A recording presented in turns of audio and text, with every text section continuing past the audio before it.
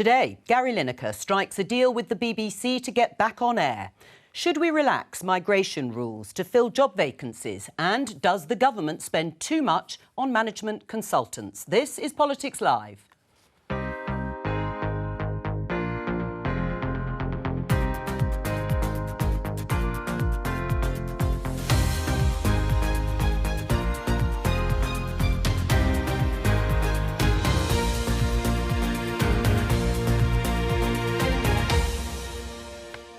With me today, Conservative peer and Times columnist Danny Finkelstein, Labour MP and Chair of the Business Select Committee Darren Jones, economist and author Mariana Mazzucato, and Deputy Editor of CapX Alice Denby. Today, Gary Lineker will return to our TV screens. The Match of the Day star comes to an agreement with the BBC. The corporation's boss says this. We did take action which we thought was proportionate. And as the BBC, we believe we did the right thing. I think I did the right thing. This Tory MP wanted Gary Lineker to apologise or face the sack. We'll get his response to today's deal. MPs will vote later on government plans to stop small boat crossings. Could some Tory MPs oppose it? Our guest today thinks governments spend too much on private sector consultants. Is she right? And Jeremy Hunt wants more of us to get back into work. But should we use more workers from abroad to fill vacancies? The Brexit decision was a choice not to fill those vacancies with unlimited migration, which I think is the right choice.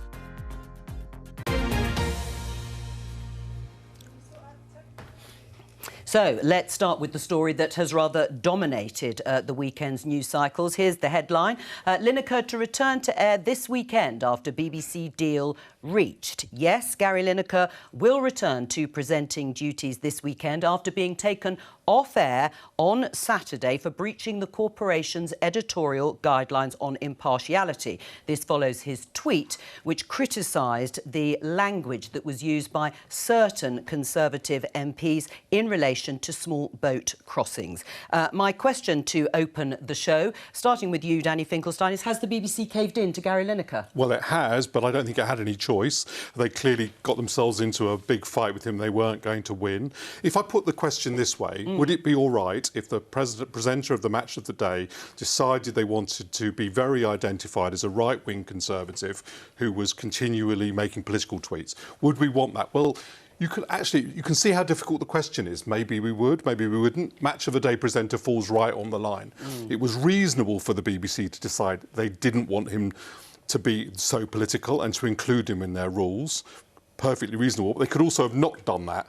They've obviously got themselves, if they decided they were going to do it, they should have realised Gary Lineker wasn't going to accept that, and at some point the two of them should have parted company, not on some sharp issue.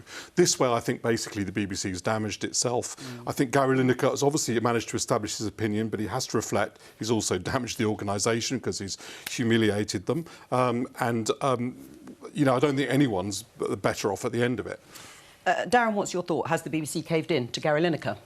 Well, factually, yes, they have. And I think basically they've just mishandled this whole dispute. It should never have come to this in the first place. And I think there are two underlying issues. One is about the policy that Gary was talking about, which I know we'll talk about later today. And the other issue was about the BBC's role for people talking about politics. And they're now going to review these guidelines. The interesting question is who's going to be running that and what's the outcome of that review going to be? Well, you're absolutely right. There is going to be a review. And the agreement, according to Tim Davie, is that Gary Lineker will refrain from party political tweets until that review is over. But do you think the BBC has caved in? So, I mean, as an economist, I'm super interested in the BBC as a public organisation because it's actually one of the most able and capable. It actually has metrics within around public value and social value, and it holds itself accountable to that. It isn't just there to inform, educate, and entertain, but they have this really interesting notion that they're not just there to fix market failures, but to actively shape, and they do it through thinking about individual value, so literally how good is a program, social value, pushing, you know, the fight against fake news, getting women footballers on TV and getting the public to actually back that, but also industry value. They've always shaped markets by actually being daring and risk-taking. And has that been damaged by what's unfolded? I'm worried that some of this political interference, which I think there's lots of evidence that that's happened, is actually making them more risk-averse. Political interference from? Well, we're going to go into a big debate now about this, but from the Tories. I mean, it's quite clear to me that what's currently happening is that our economy is sinking, and it's always much easier to blame immigrants. I'm sure we'll get there in a second. And so someone who actually takes that on, with a statement that is actually backed by many in society, and then has to withdraw that, or is asked to withdraw that, as opposed to actually the BBC maybe taking advantage of that moment and saying, hey, this is an incredibly important public debate, and let's harness that moment, as opposed to worrying about impartiality in such a static way. We'll have that debate in just a few minutes' time. Has the BBC caved in to Gary Lineker? Yes, absolutely, and I think it's a bit strange that I think they've overestimated his power. I think people would watch Match of the Day, whoever was presenting it. I don't think they clearly felt that they didn't want to lose him. That's their decision. I feel like his comments were fairly crass and historically illiterate, but I don't think that they're particularly relevant to what he has to say about football. Joe, if you were to tweet something like that, that would be a very different situation. But Gary's not a news presenter. So you see the distinction between the two. Well, let's talk to... I mean, he's constantly, right, making very the opposite spectrum. We will come of course, on to... and these are balanced things, aren't they? You could say Lord Sugar was the same as the presenter of Match Today. I probably wouldn't quite, but the BBC... But why has he never been silenced? Why has he never been, No, I think that's a perfectly reasonable question, because the BBC treats him as if he was a star in a programme rather than a presenter. That's why they said it was a grey area, and I think they obviously decided clearly that Gary Lineker fell one side of the grey area. They ruled that. He disagreed and defied them, and they managed to get themselves in a situation where in the confrontation they lost, which has damaged the organisation. All right, well, let's talk to Tom Hunt, Conservative MP. Tom, you warned earlier today that the BBC shouldn't fold. What do you make of the agreement? I think I need to see a lot more information about what actually comes out of this review into social media use. I've got some concerns that it won't come up with the kind of outcome that I think is appropriate, but I think we'll have to see when that review's done. But, I do think he should have issued an apology. I mean, this wasn't just about him sort of mildly being critical of government immigration policy. I think that some of the comments he made, particularly in relation to 1930s Germany, I think were deeply inappropriate. And I think the fact that he showed no contrition at all after that, no reflection, I thought was totally wrong. I get the point about how he's not a news presenter, but I think he pretty much is the most highly paid BBC employee there is. He's widely perceived as being a BBC employee. So clearly, when he makes comments like that, it will have an impact on the way many people perceive the BBC. And there's a growing number of people in this country who are questioning the licence fee, and I think this whole sorry episode will only increase the number who are seriously questioning whether the licence fee is fit for purpose and whether it needs to be looked at. All right, well, look, there's a lot to unfold, but first of all, let's hear from the BBC's Director General, Tim Davie, because he's been talking about what's been agreed with Gary Lineker, including that review. Let's take a listen. What we've agreed, and I've spent time talking to Gary, and we've had lots of discussion, is that between now and when the review reports, Gary will abide by the editorial guidelines, and that's where we are. I think it was a very big moment in terms of us saying we have to take stock here, we have to take action. We did take action, which we thought was proportionate, and as the BBC, we believe we did the right thing. I think I did the right thing. Having said that, I think you have to look at the balance here and act fairly. What's your reaction to what you've just heard there, Tom? Well, I'm pleased that in the short term he will not be making comments in any way similar to the comments that he made last week on social media. I hope that review, when it's concluded, will make it certain that won't happen again. But of course, I do still think that an apology would have been is needed. Yeah, but that's my personal view, which I'm entitled to. It is your personal view. Talking of personal views, that's what Gary Lineker, of course, said he was I'm not a BBC employee. I'm not a BBC employee. That's absolutely clear. You're a Conservative MP. But in that sense, in terms of whether or not Gary Lineker has, or rather the BBC has caved into Gary Lineker, to some extent people might think that Conservative MPs like you were trying to put political pressure on the BBC in the other direction and hoping that the BBC would cave in to your demands. My view was to... I've long had strong views on the BBC and impartiality. That was on record before this incident. I was appalled by Gary Lineker's tweet last week. But why? Why were you so appalled? Why were you so exercised about what a sports presenter says in a tweet talking about the language being used by Suella Braverman? Because a large number of my constituents are forced to pay his salary. We are forced to pay his salary he needs to abide by. He's a highly paid BBC employee. So, of course, for him to make, 50% of people, according to a poll I saw, agree with the immigration policy in question, and for him to say that there's sort of undertones of 1930s Germany in connection with the policy and some of the language used is clearly deeply inappropriate. And he's unable to apologise, refuses to apologise. All right. But look, I hope... That's a good question. I mean, what if he had just said he's following Trump's policies, which, would that have been okay? Well, because of course, that's another interpretation. I think we're focusing on the wrong thing because we're focusing on the content of the... I don't think he should apologise, but we're focusing on the content of the tweet, whereas what we should be focusing on is the principle, which is whether the presenter of Match of the Day, that particular job, should or shouldn't fall inside the BBC's social media guidelines. The moment you pose it like that, you realise that you can make two choices. You can perfectly well justify him being in it and not being it. If the head of Match of the Day decided to start signing petitions, make a big political fuss, you can immediately see why that is a problem. So I understand why the BBC includes him in their All right, guidelines. but Darren, in response to what you just heard from Tom Hunt, that it's deeply inappropriate for a Match of the Day presenter like Gary Lineker to talk about or compare the policies, immigration policy or the language around it with 1930s Germany. Well, actually, what I heard Tom Hunt say maybe 3 or 4 times was arguing for the licence fee to be scrapped. And I think that's really interesting because it shows that there are a whole group of Conservative politicians who actually don't want the BBC to exist, and they confuse impartiality with independence. That's not what I don't want to end... No, you said you talked about the licence fee on 3 or 4 occasions, I didn't Tom. say the BBC shouldn't exist. I never said that. No, but you That's said the licence fee shouldn't be paid, which would fundamentally undermine the BBC. I don't want to end up in a world where we have Fox News and CNN arguing it out based on ideological views. I like the independence of the BBC. Defend the impartiality of the BBC, then. Well, then don't interfere in the BBC, Tom. Well, the reality is there are millions of people today, perhaps more so than last week, who have lost confidence in the BBC as a result of what's happened. Why is it OK for you to interfere in the BBC? And whether you like it or not, that is the case. Darren, what evidence do you have that this is a result of interference in the BBC? I mean, you can see surely that without any interference, you could easily reach the logical view that you shouldn't allow the presenter of Match of the Day to express a view. Let's leave aside what the views are. You could, by the way, decide not to do that, but once you decided to do that, clearly Gary Lineker has made a perfectly reasonable decision. He wants social liberalism of different kinds to be part of his public profile, and that is... It's totally understandable for him, but understandable for the BBC not to want that. You asked me what the evidence is of political interference. It's the 36 Conservative MPs that signed a letter. It's the appointment of the chairman of the BBC. There's quite a lot of evidence of political There's certainly interference evidence, and by the way, you can see that I don't share this view. I certainly wouldn't have signed that letter, but there's certainly plenty of evidence that people feel very strongly about it. That's the case. But what was the origin of this decision? I think it was Tim Davies set a guideline about who would be inside and outside the social media guideline, and decided Gary Lineker would be inside it. And that may have been a mistake, but that's what we're really dealing with. And all this other stuff is just people making their own political points, including... Well, it may be, and we'll come on to that in just a moment. But first of all, Tom, I'll come back... Sorry, go on, Tom. You say, and then I must get to Alison. At the end of the day, people will come to their own conclusions about what's happened over the last week, and they're entitled to do that.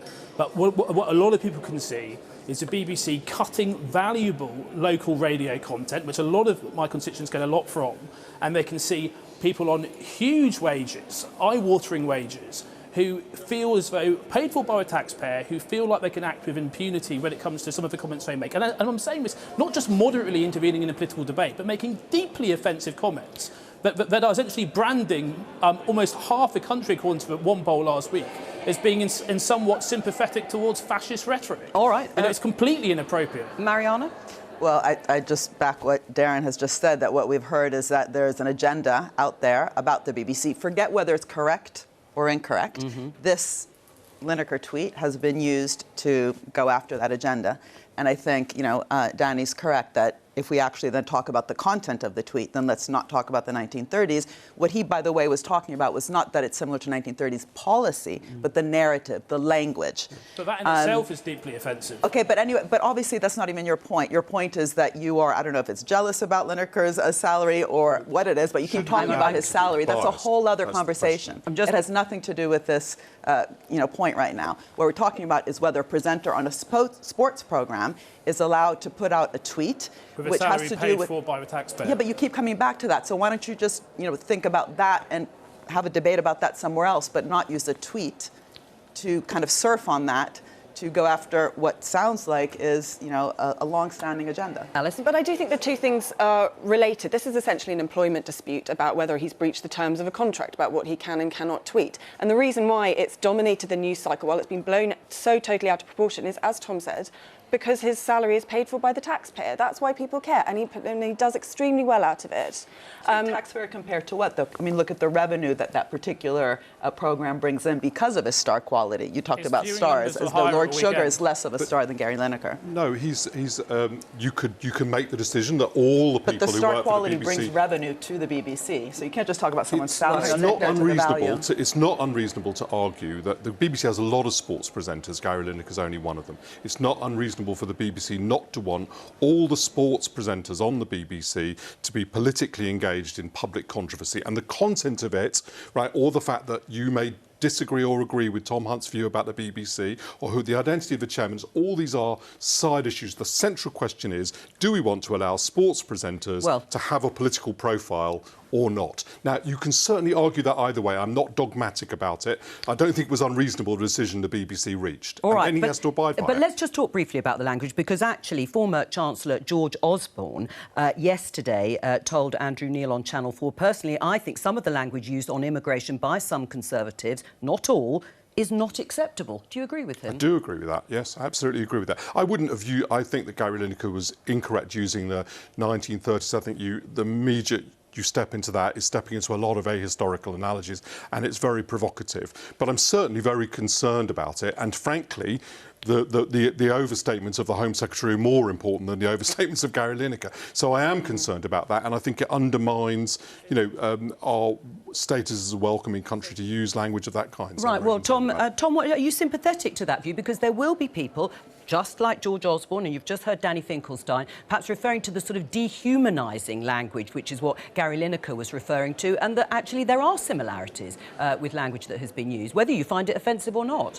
Well, people talk about the rhetoric and the rhetoric they've heard, but I'd like those people to come up with the examples of a piece of rhetoric that they've heard or something they've heard from the government. Well, invasion is one. Well, actually, I think tens of thousands of people, mainly young men, illegally entering our country every year. I mean, is that not? It sounds a bit like one to me. Right, Darren?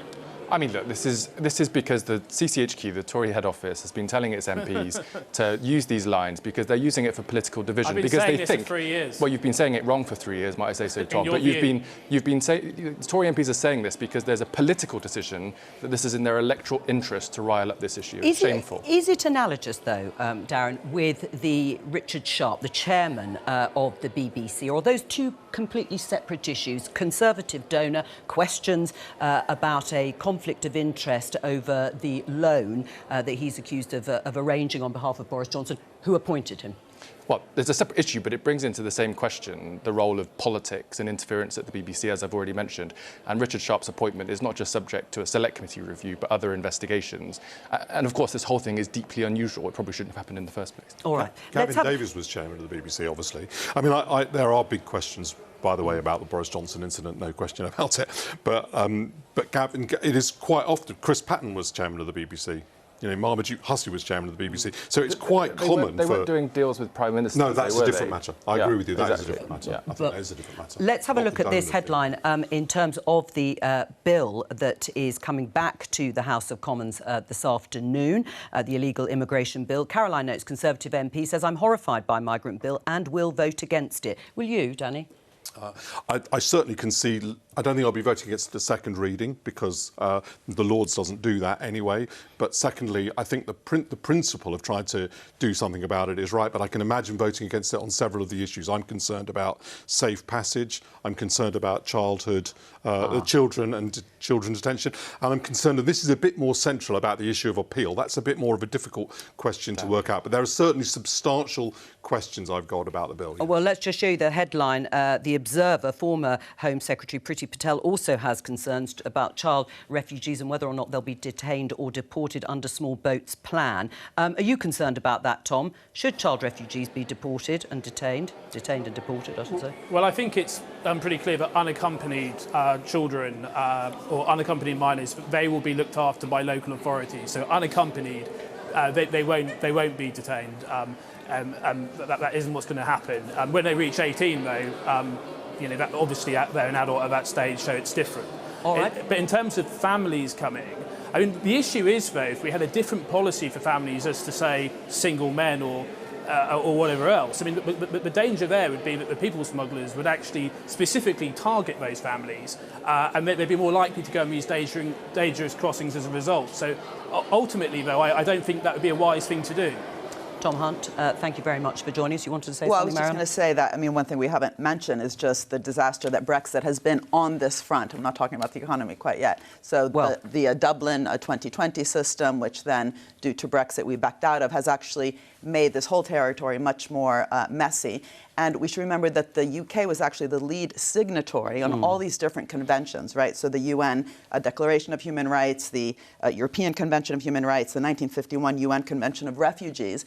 And so for a country that has actually led on so many of the values, Danny, that you just talked about, to be now scrambling and to be really governing in such a dysfunctional way this problem, which ultimately is about human rights, and there's laws, and we are disobeying, we are, Well, they're saying pushing the boundaries is how they put it, the government. I think the current situation we have, where we have a sort of Hunger Games situation where it's wealthy, it's people who are wealthy and fit enough to make this journey who are gaining asylum. That's not fair and that's not compassionate. And doing nothing about this is an active choice, the moral consequences of which are people dying in the Channel.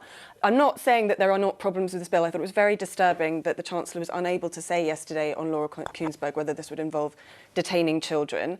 And the situation we have at the moment with unaccompanied children who are already putting immense pressure on local authorities that are looking after them. They do not have the resources to do this. I think there are a lot of practical problems with this bill.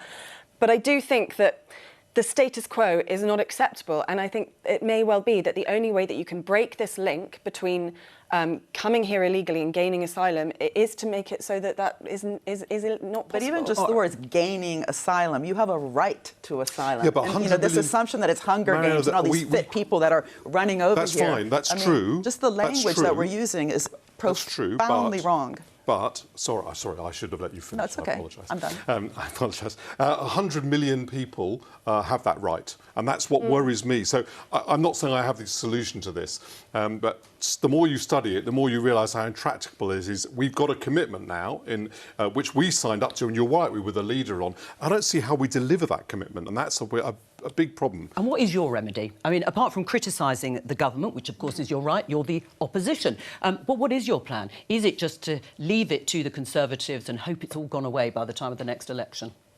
Well, no, but the Conservatives are in government, so they're supposed to do something about it. This bill is not necessary. The government doesn't need new legislation. It tried to do this with a bill 9 months ago and it hasn't worked. What it needs to do is resource effectively the enforcement, the police, the border staff, the relationships with our colleagues in Europe to deal with these issues at root cause and to make sure there are safe and legal routes for people who have to climb asylum in a way that I think the British people would want them to do. Just passing legislation to create political opportunities is just a shameless way of handling this issue. If Rishi Sunak, Prime Minister, was really deeply caring about this issue, he would announce resource allocation, a funding for a joint crime unit, Which and they all the have, other of course, things for that more we've talked about in the Labour Party. We're going to move on because Alice mentioned the Chancellor, Jeremy Hunt, and of course it is the budget on Wednesday. And we'll have a special programme on Politics Live starting at 11:15, so please make sure you join us all the way through till 3 o'clock. It's been billed as the Back to Work budget. Let's have a look at this headline in The Sun. Jeremy Hunt will unveil Back to Work budget to help get over 50s clocking on again. And this is all about trying to tempt back people who've left the workforce in their 50s to fill over 1 million vacancies. Let's listen to what Philip Hammond, a former Chancellor, said in response to Jeremy Hunt's claim to get people back into work. If I was the Chancellor and I was unconstrained, I would relax the immigration rules in a very specific and narrow way, in that I would issue a certain number of short-term work visas for people who would come here to do mainly lower-skilled work with no right to remain, no rights of settlement, come, stay 3 years, work and leave. Does that sound sensible, Alice? As we heard Jeremy Hunt saying the Brexit decision was a choice not to fill those vacancies with unlimited migration, which he thinks is right, but Philip Hammond thinks he should. Yeah, I mean, personally, I would certainly support migration to fill these vacancies. People who are struggling to recruit, the NHS, we know, has real problems. And I think immigration is culturally good for the country, and I think it's good for the economy too. Though I do accept that politically that might not be a possible thing to do. What I think is really worrying is the levels of economic activity that we're seeing, particularly among young men who have long-term mental health problems and who are not even seeking work. That is going to have lifelong devastating consequences for those people. That is a structural problem that we need to address to make better life chances for British people, at the same time as welcoming immigrants into our health service. Should the immigration rules be relaxed? Well, the Migration Advisory Committee is supposed to set out where there are parts of the economy where migrant labour can help, and that needs to be done more flexibly, yes. But as Alice was saying, we've got structural problems. Over 50s, about 500,000 have left, half of those because they're sick. That's not going to be easy to fix. The other half because they want to. Some of these measures might help them to come back. But we do have a deeper long-term structural problem in that 16 to 24-year-olds in active employment has been decreasing for many, many years. But we're an ageing population. This is something we're going to have to grapple with. And as Marianne has already mentioned, the lack of freedom of movement has meant that that's one piece of the puzzle where the flow of workers has changed, and we're going to have to deal with it. Marianne? Well, the labour shortages, again, that we currently have, and I don't want to say that Brexit is the cause of all problems, because it's not. We had structural problems, and you're very right to use that word, structural problems, for a long time. But what we need to be thinking about is labour broadly. First of all, the global share that labour has of global GDP is actually at the lowest it's ever been. The capital share is at one of the highest. And one of these questions is really about extraction. How do we get the profits that are being generated in the system to get reinvested back into the economy instead of extracted out, for example, in ways that companies like Centrica do with massive share buyback schemes, right? So looking at the budget, what you really want to be doing is looking at all the different levers we have to steer the economy, to be more inclusive, more sustainable. On the taxi ride over here, I drove by your taxis, drove by UCLH, University College Hospital. It's full of striking workers. Why are they striking? They were clapped during COVID. They were called essential workers. We haven't treated as essential the whole social infrastructure within which they work. We're not paying them the salaries that they should be earning. We are overworking them. What should they be earning? Sorry? What should they be earning? Well, there's very many different types of workers. So what do you mean? There's not one number. I mean, you just said that there was an amount. Well, let's talk about nurses. Well, let's talk about nurses, was. for example. They asked originally for a 19% pay rise. Junior doctors are asking for a 35% pay rise because they claim stagnant wages have meant that that's the equivalent of what they've lost over 10 or 12 years. Is that what we should be looking at? Well, first of all, these things get negotiated by trade unions, right? So it's not us in a news show. So one of the issues is, what is the deal? You know, we talk about things like the Green Deal. What's the healthy deal? What's the COVID deal? What did we learn? So, for example, the vaccine rollout in this country was really successful because we had a decentralized network of GP practices within the NHS that delivered an incredible value to the country. We had then Deloitte, and I'm sure we'll come to the consultants in a minute, that were, charged to do test and trace. They actually massively failed. What did we learn? Are we now resourcing and making more innovative the NHS through that? Well, let me put it another way. No. How do you Are we giving Deloitte more contracts? All yes. right. Well, how do you achieve a high wage economy then? Let's not discuss exactly right. You achieve it, but is it also about keeping migration down to whatever levels politicians might agree? Is that how you get a higher wage economy? No. You want to make this country a really cool, dynamic, innovative hub of activity in different areas that then attracts talent. I'm not saying I'm the most talented, but I came to this country because it actually was a research and a science powerhouse. We are now slowly decaying that from the fact that we don't even have access to, for example, the Horizon funds in Europe. We have not actually been keeping our research funding and our science funding at pace compared to our competitors globally. So that's the science side. Yeah, but also you need to resource things like apprenticeships. We need to improve working conditions. Yeah. And we need to create hubs of activity like around digital services for the green economy. That doesn't just come out of thin air. You have to invest in that. Sure, but was Jeremy Hunt right when he said that this country has made a choice? It made a choice with its decision on Brexit that we shouldn't fill the 1.5 million vacancies with labour, with workers from abroad? I kind of think he was right, but I'm not sure he remains right. In other words, I think that is to ascribe to people a sort of great consistency of opinion on these issues that doesn't shift with circumstances. The truth is, when I listen to you, obviously all the things that you suggested were right. I didn't agree with you about the strikes, as I think I pointed out, but the rest of it was completely right. But I think that's probably true, and there's an effect on having large-scale immigration on probably lower paid wages. In other words, probably, if you allow a large amount of immigration, you're privileging us as consumers, but reducing wages at the margin, right? There's certainly both of those things are true. I incline towards Philip Hammond's view, but I think it needs to be controlled because people also feel a sense that they want control. So. I don't think there's any one of these things by itself. We've said round the table. But, I mean, they're probably all true. I mean, if we're talking about tech and wanting to have innovative, dynamic companies, I mean, that's a global industry which competes globally for talent. So I do think immigration is a really important part of the puzzle here. But also, I mean, you bring things back to solar panels on our roofs. I mean, right? Do we have Labour that's doing that right now? And I'm agreeing with you, but I also think Brexit is one issue here. I think you're right that Brexit wasn't one thing. Immigration was a big part of it. But I think COVID is really playing a part here. I think the mental health impacts, the reason why so many people are economically inactive is long-term mental health conditions.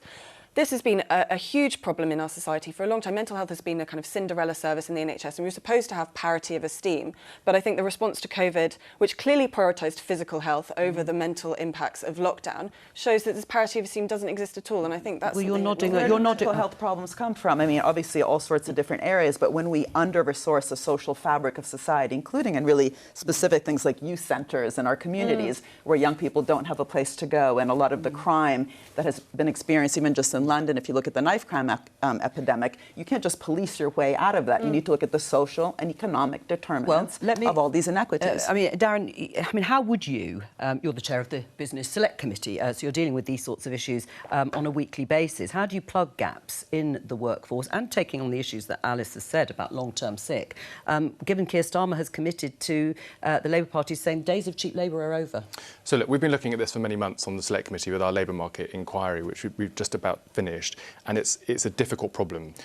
In a simple way, there are so many jobs that need doing in the UK, and there are so many people who are available to do those jobs. Yes. And some of those people have the right skills and some of those people don't. And parts of the puzzle can be about migration, they can be about pay, they can be about levelling up. But the key issue is that for too long, productivity in the private sector has been underperforming because of a lack of investment in skills and training over many, many years.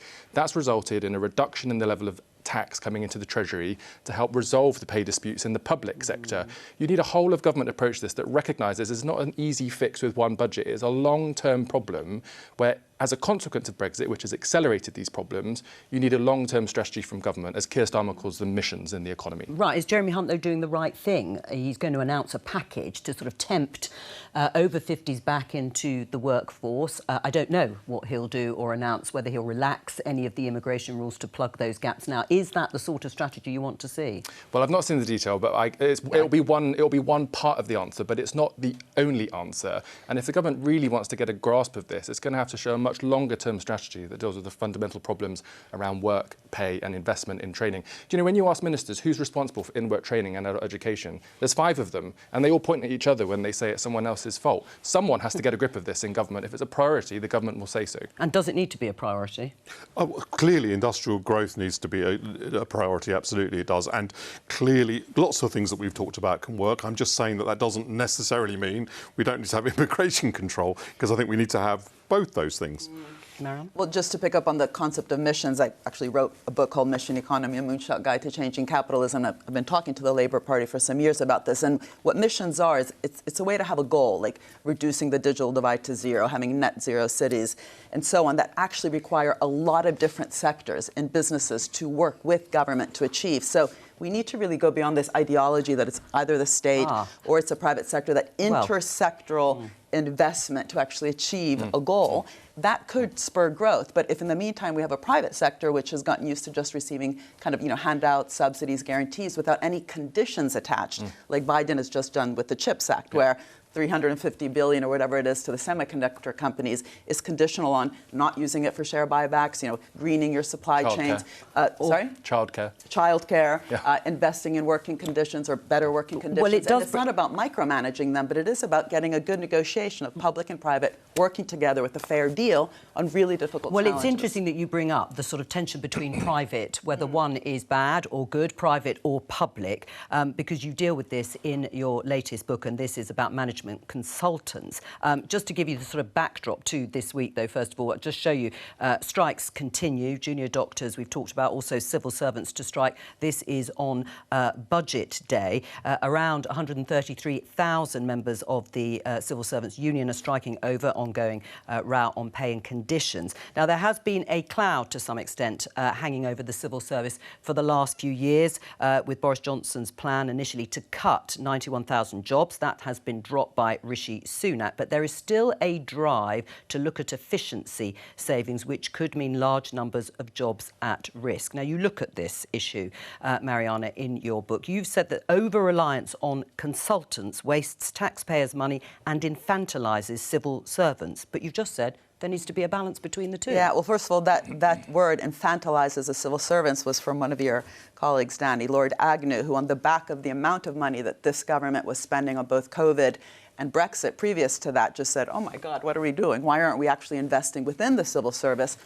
Not instead of the private sector. We need public and private to work together, but if the public sector stops actually investing in its in-house capabilities, you inevitably get overly reliant on others to come in and advise you. On top of that, and what's wrong with that? Well, if those who then are asked to come in, let's just take the Deloitte case with test and trace, actually don't really have capability and capacity in that area, but are being brought in just because there's this kind of aura of efficiency, of dynamism in the McKinseys, the KPMGs, the PwCs, because in the meantime we have dismantled government, including, by the way, coming back to the BBC discussion, by kind of, making it more and more risk averse. Well, what do you say? Well, I don't doubt that a lot of money is wasted on consultants. But, I mean, you use the test and trace example, but consultants were involved in the vaccine rollout as well, which was very successful. And I suppose I would... That was mainly done through the NHS. Well, Kate Bingham, of course, led it, didn't she? Yeah, I mean, I suppose I would stick up vaccine. for management consultants to this extent. I'm sure you're right that there's a vast amount of parasitism. But I do think that too often British people have a kind of a winging it, a blagger attitude. And actually, anyone who's had a bad boss knows that management is a technique. It is a skill that you can learn. And that I think to that extent, management consultants can provide useful insight. And I suppose my last thing I would say, that the best boss I ever had was an ex-management consultant. So I do think they have useful skills. But sorry, can I just say one thing? It's not about not having smart management. The problem is that when you start to defund your own ability to manage internal processes, right? So the private sector needs to manage well. They go to business schools. We have these great courses like strategic management, decision sciences, organizational behavior. The civil service is basically trained to think that at best it can fix a market failure. So it's always in reactive mode. What we actually need is private and public that proactively work together, as we said before. But if you don't invest in those capabilities, you have a problem. So you're the expert, and I haven't read your book, and I'm looking forward to doing that. It sounds very, very interesting. I just wanted to ask you a question, because one of the things that I find management consultancy useful for is that it's kind of independent. We're often calling for independent thought, and it's standing outside whatever body might be, and you then do challenge, I suppose, groupthink, internal groupthink. Have you found that to be of value? Maybe you think, yes, it's a value, but we still use too much of it. I think that we are assuming that there's this independent body that's coming in to provide kind of real knowledge and expertise in an area, right? So don't forget that a lot of people consult. Doctors consult to other hospitals, like an oncologist who's an expert might come in. Nurses consult, head teachers consult, academics consult.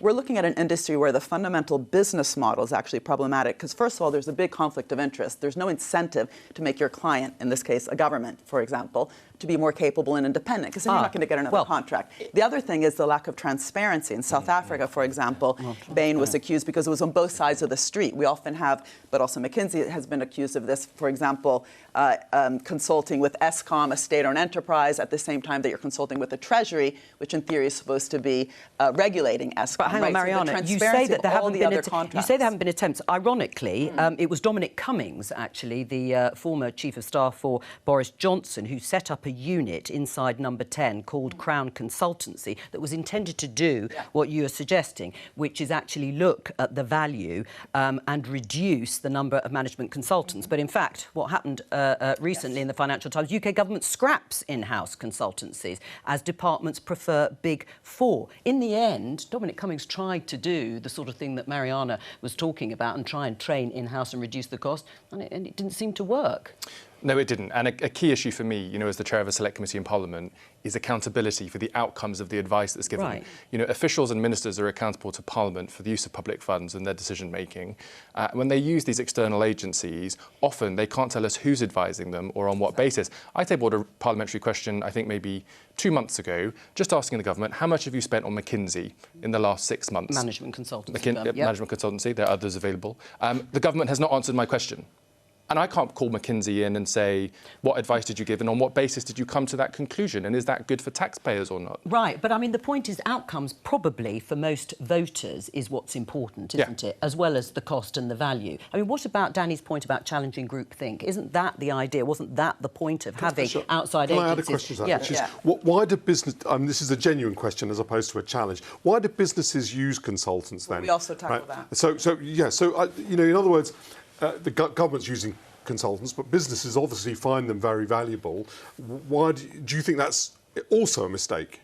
Well, so first of all, the actual amount that's being spent, just to go to Darren's question, this is close to a $1 trillion industry, and in the UK, since Lord Agnew made this accusation that by using all these consultants, we're infantilizing Whitehall, the money has actually gone up by 12%. Do you agree with that, infantilising the civil service? I was going to get to your question. I'm going to. I'll come to it back in a minute. Well, I suppose when people get the consultants in, they're saying the civil servants can't do the job. And so I suppose that's infantilising them. Look, there are other... Learning by doing. If you're not doing, you're not learning. And how do you then progress in your career? But look, there are other models here. In America, they've got a great Office of Science and Technology, which works in the White House, where they bring external people in on a more flexible basis to work in partnership with civil servants. I mean, why can't we have models like that as opposed to giving over enormous amounts of money to consultants that then can't be held to account? Alice? Well, it may well be, you be the expert on this, that actually paying consultant is a more efficient use of the taxpayers' money than training up a civil servant who has less expertise.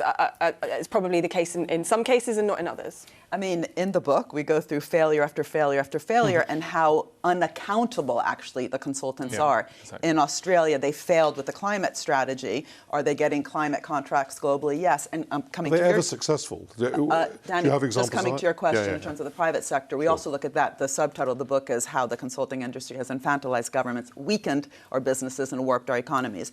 We actually think the title of the book, which is the big con, we've all been conned, including in some ways the consultants. Many young consultants are very disillusioned with this.